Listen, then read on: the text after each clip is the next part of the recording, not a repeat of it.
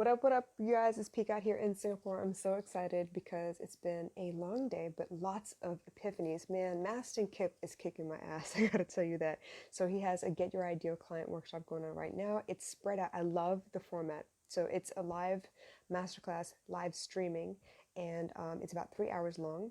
And there are three sessions I think it's three sessions. So the first one was on Monday, 6 p.m. Pacific Standard Time, which ended up being about 9 a.m. Tuesday morning for me. The second one was this morning, Thursday, which is 6 p.m. Pacific Standard Time on Wednesday, and then the next one will be on Friday as well. So we're working through, all of the pieces of what it would take to become more than just a practitioner student playing at being an entrepreneur. It's like how to meld the three. And I didn't think about it in that context. I didn't think about breaking it down as the three different aspects of me. So obviously the student is the one that's curious, trying to figure out what's what, trying to understand the world around her.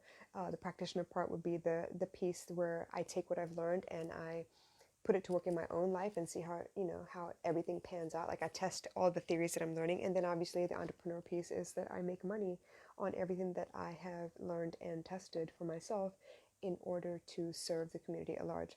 So all in all, everyone throws around the word entrepreneur, business owner, I run my own stuff. It's really easy to say that, but in actuality, the amount of effort and the amount of know-how that it takes to actually execute effectively, yeah, not something I was ready for. So obviously I was over here overcomplicating things, thinking things through way too much. I still don't quite understand the attachment theories. I don't know all the lingo yet, but I'm working on it, and I do understand that a part of me is very avoidant. So if I hit one small wall, I will stop entirely and probably not pick it up for a while until I'm forced to. So that is my problem at the moment. And for him to be able to put it into such simple terms helped immensely. So Masson, the way he teaches, there is a lot of theory in there, but the way he makes it all relatable is very much easier to understand. I realized that I'm not alone. I'm not the only one that does this. I realize that a lot of people have this block where, if you serve, you're not meant to make money at it. Otherwise, it's like a selfish thing. You're doing it underhandedly somehow, some silly belief that, a lot of us grow up with. And I was no different from everybody else, right? So I was worried about that aspect. But now I find that it is worth it to me to ask for something in return for the time that I would spend using all of my experience to help you conquer something that I've also conquered. So that was a major breakthrough for me. Another one was the fact that sales doesn't have to be sales per se. I connect with people all day long. I do this all the time. I was always told that I'd be a great salesperson, but I hated the word sales. It was almost like the word sales had a bad connotation on its own, so I just avoided it entirely. But I've trained people to do sales. I have done marketing for so long that basically I laid the groundwork for sales all the time. I just didn't ask for the close, basically. So it's a lot of information, lots and lots of information. And I've been so blessed because this workshop was free. Like the amount of information he presented, all relevant, all very helpful. The first part of the session was theory, presenting the information in a way that we could understand it. The second one was a case study that he would pick someone out of the crowd and he'd help them work through, whatever blocks of questions that they had. And then the third part was question and answer. So it was tremendously helpful. And my hands have cramped both days trying to take notes. And thank God for the replay because I know I'd be missing stuff while I'm trying to write things down.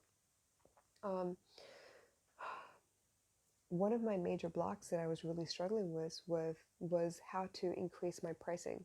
And I wasn't sure how to create packages with, payment plans versus pay in full plans. Like, I have issues with money, I'm not gonna lie. And I have been avoiding that aspect of it for a very long time. So my prices have stayed stagnant for about 2 years now, and it's about time to up my game because I do so much more now than I used to do then, and it's about time I upgraded anyway. I mean, we were really good about fighting for a raise when we worked for somebody else, but we're very scared and tender-headed when it comes to increasing prices for ourselves when we work for ourselves. So that's something I'm working through. And he had it was like, seriously, a couple of clicks and we were able to figure out what we should be charging, how we should be charging it, and what it would look like if it was a payment plan versus paid in full. It was so easy. It took all of 15, 20 minutes. And yeah, I no longer had the excuse of, oh, I can't do it because I don't know what I would charge. So that was amazing. Thank you so much, Maston and team. Um, you've given me so much to think about and so much more direction on what I should be learning next, what I should be looking for next, so that I can serve the community better. I can be the best possible practitioner out there. Um, he actually has a section of his course that is dedicated to scoring you as in your proficiency, if I can speak, your proficiency at being an entrepreneur versus a student versus a practitioner. And I thought I had some, I don't know, business sense. And I guess I do when it comes to other people, but for me, somehow I'm like dumb and stubborn. And while I know what I need to do, I don't always do it. So when the test came out, I was kind of shocked. I scored in the 90s for both student and practitioner. I'm pretty good at being a student. I think I'm pretty good at walking my talk. But the entrepreneur part, I scored a 45. And I swear I've never been so shocked in all my life. But basically it comes down to, I don't know because I've never tried. So here I am again, another epiphany. Masson, thank you so much. And it's been eye-opening to say the least.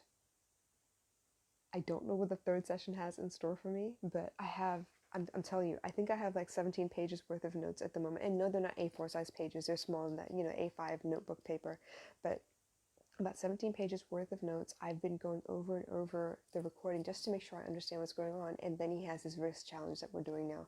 So it's been challenged to us that for every day for the next 5 days that we take a risk in our business and show up somewhere in our business where we haven't made a habit of showing up. So with all of that being said, I now realize how important it is for those three aspects of my business to really work hand in hand together. Because I'm a solopreneur, I don't have a team yet. But that isn't to say that I couldn't build it to a place where I would need a team and can afford a team. So here I am, trying to flex my entrepreneurial muscles, or at least train them so that they're a little more steady, they don't shake as much, and they build a little muscle as I go along. I'm excited. I'm excited about the prospects. I'm excited about the possibilities. And I've fallen in love with my business all over again. So you guys, sometimes you got to put yourself out there. Sometimes you don't know what you don't know until you hear it. And then it's all about execution. So just like I told the group, seriously, Maston has found a way to inspire the student in me to go for extra credit by executing the entrepreneurial side of me. As in, just get in there and do the actions. Just do them. They don't have to be perfect. Just start doing them. Because the only way I'm going to conquer fear is to do the things I'm scared of over and over again until it's second nature and no longer anything scary. And to be honest, I've done it more times than I would admit. It's done. It's doable. I was that girl in high school that could not stand up in front of a class and work on the board because I was afraid I was going to wet my pants. I was so scared. I was like knock-kneed and lock my jaw and lock my knees and pass out, kind of scared. And I remember taking a drama class where I had to memorize monologues, and I loved it, but that was the only way I was going to get over my stage fright. So here I am again, getting to a point in my business where, yes, I do a podcast. Yeah, I go live every now and again. But now it's about being consistent and knowing what I want to talk about and making sure that I don't repeat myself 100 times over, but I'm able to present new information anytime I get on the mic. So here I go, you guys. I am so excited. I have renewed my faith in myself. I have renewed my excitement about my business. There's nothing stopping me. So I'll catch you guys later. And y'all take care. Bye.